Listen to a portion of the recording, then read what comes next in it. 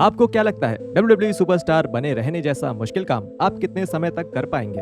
1 साल, 6 महीने, 2 हफ्ते? इसका सही जवाब होगा शायद 10 मिनट। और आप भी ये जानते हैं, क्योंकि सच कहा जाए तो आप और हम जैसे लोग इस काम को करने के लायक ही नहीं है कि नहीं? आगे आने वाले नाम औरों के मुकाबले इस काम के लिए ज्यादा काबिल हैं। इसमें से ज्यादातर रेसलर्स ने WWE की एवरेज एज को पीछे छोड़ दिया और WWE रोस्टर में सबसे लंबे समय तक बने रहने वाले खिलाड़ियों में से एक बन गए। शुरू करने से पहले ये साफ कर दूं कि हम केवल फुल टाइम और इस समय भी WWE से जुड़े हुए खिलाड़ियों की बात करेंगे, जिन्होंने ना कभी कोई ब्रेक लिया और ना ही उनके मैचेस में कोई बड़ी कटौती हुई हो। तो मेरे पास ये बोलते हुए मत आना कि आज के बारे में क्यों बात नहीं की, ठीक है? मैं हूँ एडम पचीटी कल्टहॉलिक रेसलिंग से और ये है 10 longest tenured current WWE stars. शुरू करते हैं। नंबर 10, टेमिना। जिमी सुपरफ्लाई स्नूका की बेटी और ड्वेन द रॉक जॉनसन जैसे बड़े खिलाड़ी की स्टूडेंट होने के कारण सरोना स्नूका जाहिर तौर पे ज्यादा समय तक डेवलपमेंटल में टिक के रहने वाली नहीं थी।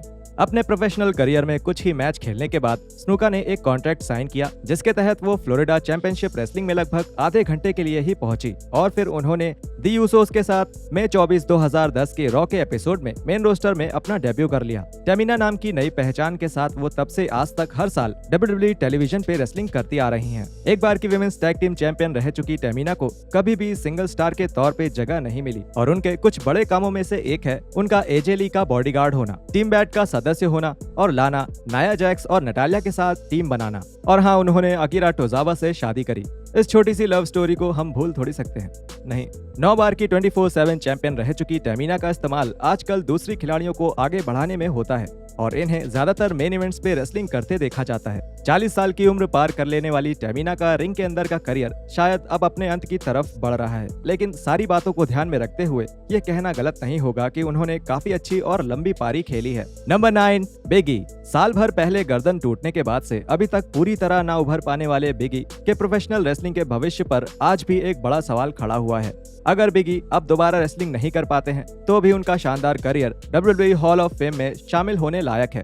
उनकी कई सफलताओं में शामिल है WWE title, intercontinental title, NXT title, अनगिनत टैग टीम टाइटल्स और रिक्रूट के बाद कमर मटकाने की सबसे बेहतरीन तकनीक। ई के लिए इन सब की शुरुआत दिसंबर 2009 में हुई, जब पावर लिफ्टिंग और रग्बी के इस पुराने खिलाड़ी ने डेवलपमेंटल डील साइन की। FCW और NXT को पार करते हुए वो आ पहुंचे मेन रोस्टर पे और बिगी लैंगस्टन, जैसा कि उन दिनों इनका नाम हुआ करता था, ने WWE के लिए अपना इन रिंग डेब्यू किया रेसलमेनिया 29 में। ये एक जोश भर देने वाली शुरुआत थी एक ऐसे खिलाड़ी के लिए जो आने वाले दशक में कंपनी के कुछ बड़े नामों में से एक बनकर सामने आने वाला था। ई अपने न्यू डे के साथियों कोफी किंगस्टन और जेवियर वुड्स के साथ आज भी पावर ऑफ पॉजिटिविटी फैलाने का काम करते हैं और जब भी स्क्रीन पर आते हैं तो पूरा माहौल ही चमका देते हैं। ये ध्यान में रखते हुए कि बिगी को बिल्कुल नहीं पता था कि उनका एथलेटिक करियर खत्म होने के बाद वो क्या करेंगे और स्पोर्ट्स एंटरटेनमेंट को तो कभी उन्होंने अपने प्रोफेशनल करियर के तौर पे देखा भी नहीं था। बिगी ने अपने लिए बहुत अच्छा नाम कमाया और अपने बम्स के लिए भी।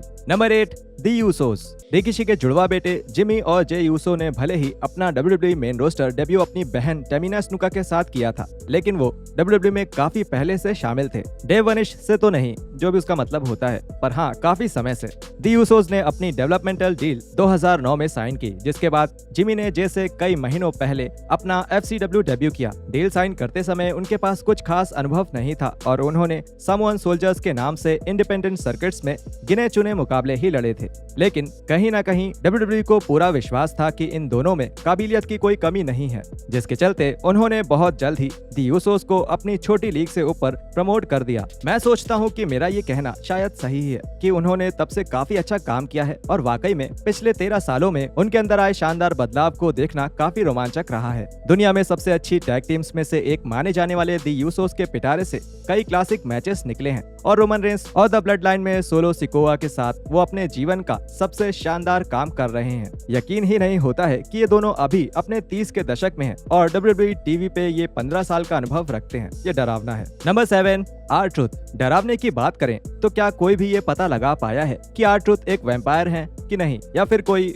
और ही चमत्कार है? इस सदाबहार रेसलर का के क्विक के नाम से 2000 के शुरुआती सालों का काम कुछ खास अच्छा नहीं रहा, पर 2008 में इन्होंने पहले से कई बेहतर परफॉर्मर के तौर पे वापसी करी। वो पूरी तरह से शांत वापसी नहीं कर रहे थे, क्योंकि वो जॉन सीना और विंस मैकमैन के लिए काफी कुछ उल्टा बोल रहे थे जब वो TNA के लिए काम करते थे, लेकिन ट्रुथ बहुत जल्द ही WWE चेयरमैन के पसंदीदा खिलाड़ियों में से एक बन गए। उनका किसी भी किरदार में आसानी से ढल जाना और जैसा भी काम बोला जाए उसे करने से पीछे ना हटने की आदत ने WWE के राइटर्स के बीच उन्हें काफी सपोर्ट दिला दिया था। दोबारा कंपनी से जुड़ने के बाद से वो एक हील रहे हैं जिन्हें मेन इवेंट तक आगे बढ़ाया गया। अलग अलग टैग टीम में रह चुके हैं, 24/7 टाइटल 54 बार जीता। मैं बिल्कुल भी बढ़ा चढ़ाकर नहीं बोल रहा हूँ, और कुछ बहुत ही यादगार पलों में भी शामिल रहे हैं। 51 साल के इस रेसलर को हमेशा शायद इसलिए भी याद किया जाएगा कि इन्होंने अपने अतरंगी किरदार से कैसे WWE यूनिवर्स को अपने साथ मुस्कुराने और हंसने पर मजबूर किया। मैं निजी तौर पे R-Truth को बेकसूर लोगों का खून पी के सदियों तक जिंदा रहने की काबिलियत के लिए याद रखूंगा। Number 6, Sheamus. WWE की हायरिंग डिपार्टमेंट के एयरपोर्ट और वर्क वीजा जैसी चीजों को समझने से पहले रोस्टर पे ऐसे रेसलर्स के लिए बहुत ही कम जगह थी जो कि यूनाइटेड स्टेट्स के बाहर से आते थे। नई पीढ़ी रेसलर्स को ड्रू मैकिंटायर और शेमस जैसे लोगों का शुक्रिया अदा करना चाहिए जिन्होंने उनके लिए बॉर्डर को अच्छी तरह से खोल दिया है। द फाइटिंग आयरिशमैन ने 5 साल इंडी सर्किट्स में बिताए और फिर कई कोशिशों के बाद उन्हें 2007 में डेवलपमेंटल कॉन्ट्रैक्ट दिया गया। शेमस आज की तारीख में 16 साल से भी ज्यादा समय से कंपनी से जुड़े हुए हैं और साफ तौर पे रोस्टर पे सबसे मेहनती खिलाड़ियों में से एक है। लंबे समय तक टिकने वाले ज्यादातर लोगों की तरह शेमस भी एक काफी अलग अलग चीजों में काम आने वाले खिलाड़ी हैं जो काफी अच्छी तरह से हील या बेबी फेस के किरदार निभा सकते हैं, जिन्हें किसी भी टाइटल की लड़ाई में डाला जा सकता है, जो किसी भी जोड़ी में या किसी भी स्टेबल में अच्छा परफॉर्म कर सकते हैं। उन्होंने लगभग हर वो खिताब जीता है जो कि WWE में है, लगभग सारे बड़े नामों के साथ काम किया है और अभी भी यहाँ मौजूद हैं और एक के बाद एक जबरदस्त और जबरदस्त और जबरदस्त और जबरदस्त मुकाबले दे रहे हैं। वो भी अपने शानदार करियर में लगभग 2 दशक बिताने के बाद बहुत अच्छा काम कर रहे हो दोस्त। Number 5, Natalia. Legendary heart family की तीसरी पीढ़ी की खिलाड़ी नटालिया नाइट हार्ट WWE की नजरों में हमेशा से ही थी। साल 2000 में डेब्यू करने के बाद उन्होंने इंटरनेशनल लेवल पर जरूरी अनुभव लिया, जिसके चलते 2007 में वो कंपनी में शामिल हो गईं। डीप साउथ FCW और OVW का अनुभव लेने के बाद नाइट हार्ट ने WWE टेलीविजन पर अपना डेब्यू किया 11 अप्रैल 2008 के स्मैकडाउन एपिसोड में। यह कितनी शानदार बात है कि 15 साल बाद भी वो काफी मजबूती से आगे बढ़ रही हैं। काफी समय तक WWE डीवा कहे जाने वाली किसी भी सदस्य की उम्मीद में रोस्टर पे बस कुछ ही साल अच्छे साल बिताने की होती थी, क्योंकि उसके बाद कंपनी का उनसे मन भर जाता था और वो किसी और पे आगे बढ़ जाते थे। द क्वीन ऑफ हार्ट्स ने विमेंस डिवीजन की सबसे मेहनती खिलाड़ियों में से एक बनके सबको पीछे छोड़ दिया। वो खुशी खुशी हर पेपर व्यू, टेलीविजन एपिसोड या फिर WWE के कोई भी हाउस शो सब पे परफॉर्म को तैयार रहती हैं, बल्कि उनका नाम Guinness book of world records में भी शामिल है, एक ऐसी महिला खिलाड़ी के तौर पे जिन्हें सबसे ज्यादा WWE पेपर व्यू में देखा गया है, सबसे ज्यादा मैच खेले हैं और सबसे ज्यादा जीत दर्ज की है। एक मजबूत और जानी मानी अनुभवी खिलाड़ी जिसे कई बुरी कहानियों का हिस्सा भी बनना पड़ा है। नटालिया नाइट पार्ट याद है किसी को, लेकिन जिसने WWE में विमेंस रेसलिंग को आगे बढ़ाने में बहुत ज्यादा काम किया है और अपने हार्ट परिवार का नाम और रोशन किया है। Number 4, coffee Kingston. WWE को ये समझने में ज्यादा वक्त नहीं लगा कि कोफी किंगस्टन के रूप में उनके हाथ कोई अद्भुत खिलाड़ी लग चुका है, जिसकी वजह से उन्होंने कोफी के केवल 5 महीने नॉर्थ ईस्ट इंडी में परफॉर्म करने के बाद ही उनके साथ डेवलपमेंटल डील साइन कर लिया।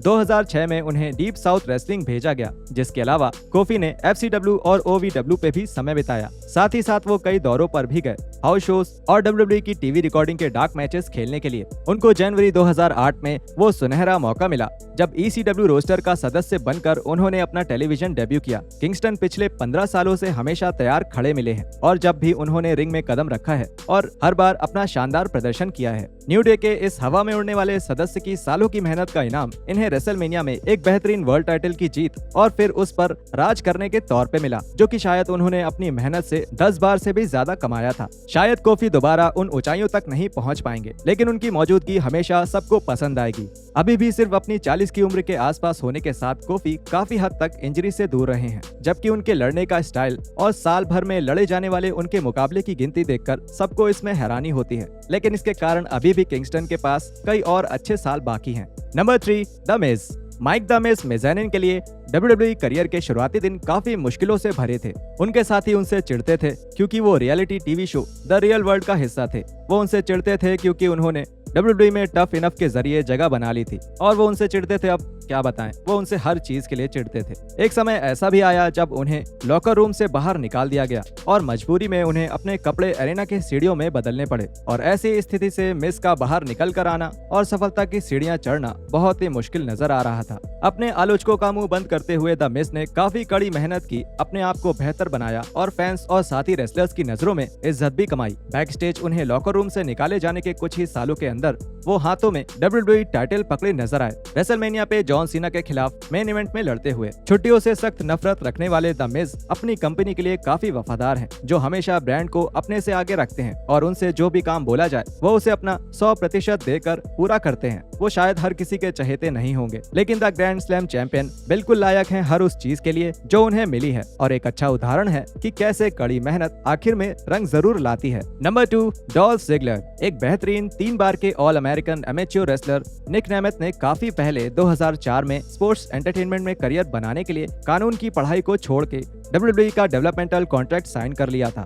उन शुरुआती सालों में नेमेथ को कुछ खराब शुरुआत मिली, पहले बकवास कर्विन वाइट की जगह भरने के तौर पे और फिर स्पिरिट स्क्वाड के एक सदस्य के तौर पे। सच में एक बक्से के अंदर OVW वापस भेजे जाने के बाद नेमेथ ने वहां फिर 2 साल मेहनत करी, जिसके बाद वो रॉ पे डॉल्फ ज़िगलर के तौर पे वापस आए। एक ऐसा आदमी जिसे अपना परिचय देना बहुत पसंद था। ये अपने आप में कुछ खास नहीं था, लेकिन ये एक ऐसे सफर की शुरुआत थी जिसने द शो ऑफ को ट्रिपल क्राउन चैंपियन बनते देखा और अपनी पीढ़ी के रेसलर्स के बीच एक बड़े रेसलर के तौर पे अपनी पहचान बनाते देखा। सच में ज़िगलर बिना पसीने की एक बूंद बहाए ये सब कुछ कर सकते हैं और किसी भी मुकाबले, झगड़े या कहानी में आराम से डाले जा सकते हैं, जो उन्हें अपनी कंपनी के लिए बेहद कीमती बना देता है। ज़िगलर ने काफी शानदार रेज्यूम तैयार करा है और उन पे आंख बंद करके भरोसा किया जा सकता है, चाहे बात मेन इवेंट की हो या फिर शो के शुरुआती मुकाबले की। Number 1, Randy Orton. एक पूरी तरह से नेचुरल रेसलर जो कि शुरू से ही बहुत शानदार था, लेकिन फिर भी उनकी मैच्योरिटी और कैरेक्टर को लेके हमेशा ही सवाल खड़े होते रहे कि क्या वो एक आज तक के सबसे शानदार रेसलर्स में से एक बन पाएंगे या खुद को बर्बाद कर लेंगे। तीसरी पीढ़ी के स्टार पर भरोसा करके इन्हें दूसरा, तीसरा, चौथा और 5वां मौका भी दिया गया शुरुआत के उन उतार चढ़ाव वाले सालों में, लेकिन उनकी काबिलियत पर किसी को शक नहीं था। साल 2000 में WWE डेवलपमेंटल डील साइन करके द वाइपर एक जानी मानी क्लास में शामिल हो गए, जिसमें और भी दिग्गज शामिल थे जैसे कि ब्रॉक लेसनर, जॉन सीना और बैटिस्टा। बाकी सब तब से या तो छोड़ के जा चुके हैं या पार्ट टाइम खेलते हैं, लेकिन ऑर्टन अप्रैल 25, 2002 के स्मैकडाउन एपिसोड में अपना डेब्यू करने के बाद से लगातार यहाँ बने हुए हैं। इस शताब्दी की शुरुआत के बाद से लगभग 2500 मुकाबलों में हिस्सा लेने वाले रैंडी को लगातार इस बिजनेस के अंदर के लोगों ने ही इस बिजनेस का सबसे शानदार नाम माना है और आज की तारीख में कुछ भी ऐसा नहीं बचा है जो इस 2 दशक पुराने दिग्गज ने हासिल ना किया हो।